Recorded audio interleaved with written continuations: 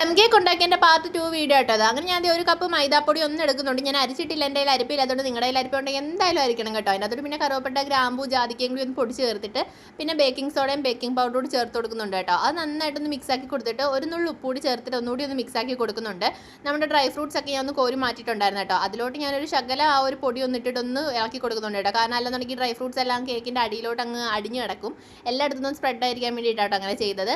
പിന്നെ നമ്മുടെ ആ ഒരു മുട്ടയും ബട്ടറൂടി ഒന്ന് കുഴച്ച് വെച്ചതിൻ്റെ അതോട്ട് കുറേശ്ശെ മാവും നമ്മുടെ ആ ഒരു പഞ്ചസാര ഒന്ന് കാരമലൈസ് ചെയ്തോണ്ടല്ലോ അതുകൂടി കുറേശ്ശെ ഒന്ന് ചേർത്ത് കൊടുത്തിട്ട് നന്നായിട്ട് ഒന്ന് മിക്സ് ആക്കി കൊടുക്കുന്നുണ്ട്. അങ്ങനെ മാവ് മൊത്തം ഞാനൊന്ന് കുറേശ്ശെ ചേർത്തിട്ട് ഒന്ന് മിക്സ് ആക്കി എടുത്തിട്ടുണ്ട്.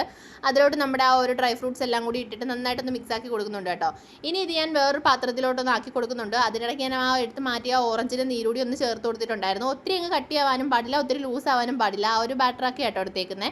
എന്നിട്ട് ഞാൻ 2 പാത്രത്തിലാക്കി ആട്ടോ എടുത്തേക്കുന്നത്. കാരണം ഒരൊറ്റ പാത്രത്തിലാക്കി എടുക്കാൻ കേക്ക് ഉണ്ടാക്കുന്ന പാത്രമൊന്നും എൻ്റെ കയ്യിൽ ഇല്ല, ചെറിയ കിണ്ണിയാട്ടോ എടുത്തേക്കുന്നത്.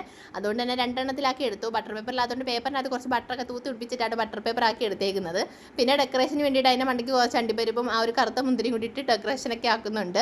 എൻ്റെ കയ്യിൽ ഓവനൊന്നും ഇല്ലാത്തതുകൊണ്ട് ഞാൻ ഒരു പാത്രം ആട്ടോ എടുത്തേക്കുന്നത്. ഒരു വലിയ പാത്രം എടുത്തിട്ടുണ്ട്, പിന്നെ ഒരു ഇഡലി കുട്ടുക എടുത്തിട്ടുണ്ട്. അതിനകത്തോട് കുറച്ച് ഉപ്പ് വിതറിയിട്ട് നമ്മുടെ തിരികെ എടുത്ത് വെച്ചിട്ടുണ്ട്. അതിൻ്റെ മണ്ടയ്ക്കാട്ടോ ഇത് വെച്ചേക്കുന്നത്. ഒരെണ്ണം ഞാൻ ഇഡലി കുട്ടുകത്തിലും ആക്കിയിട്ടുണ്ട്. എന്നിട്ട് നന്നായിട്ട് കുറേ കഴിഞ്ഞപ്പോഴത്തേക്കും ഒന്ന് പൊങ്ങി വന്നിട്ടുണ്ടായിരുന്നു. ഏതാണ്ട് 3/4 മണിക്കൂറോളം ഒന്ന് വെച്ചിട്ടുണ്ട് കേട്ടോ. അപ്പോഴത്തേക്കും നമ്മുടെ കേക്കൊക്കെ നല്ല സെറ്റായിട്ട് വന്നിട്ടുണ്ട്. വെന്തോന്നറിയാൻ ഞാനൊരു ഇരിക്കിലോട്ട് കുത്തിയൊക്കെ നോക്കുന്നുണ്ട്. നന്നായിട്ട് വന്നിട്ടുണ്ടായിരുന്നു കേട്ടോ. എനിക്ക് ഒട്ടും പ്രതീക്ഷ ഉണ്ടായിരുന്നില്ല ഇതുപോലെ ഒന്ന് പൊങ്ങിയൊക്കെ വരുമെന്ന്.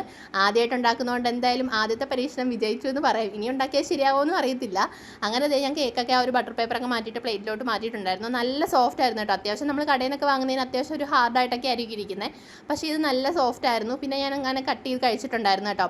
കുറച്ച് മധുരം കുറഞ്ഞു എന്നെങ്കിലും സംശയം ഉണ്ടായിരുന്നു. കാരണം എൻ്റെ കയ്യിൽ ആ ഒരു മെഷർമെൻറ്റ് കപ്പൊന്നും ഇല്ലാത്തതുകൊണ്ട് എൻ്റെ ഒരു ഊഹത്തിനൊക്കെ ആയിട്ട് ഞാൻ അളവെടുത്തിട്ടുണ്ടായിരുന്നു. അതുകൊണ്ട് പഞ്ചസാര കുറച്ച് കുറഞ്ഞു പോയിട്ടുണ്ടായിരുന്നു. വേറെ എല്ലാം കൊണ്ടും അടിപൊളിയായിരുന്നു കേട്ടോ കേക്ക്. മധുരക്കുറവേ ഉണ്ടായിരുന്നുള്ളൂ. അപ്പോൾ എന്തായാലും ഇനി ഉണ്ടാക്കുമ്പോൾ നന്നായിട്ട് മധുരം ചേർക്കണം. അപ്പോൾ കേക്ക് എല്ലാവർക്കും ഇഷ്ടപ്പെട്ടിട്ടുണ്ടായിരുന്നു കേട്ടോ. ഞാൻ ഓടി നടന്ന് എല്ലാവർക്കും അപ്പുറമൊക്കെ മുറിച്ച് കൊടുക്കുന്നുണ്ടായിരുന്നു.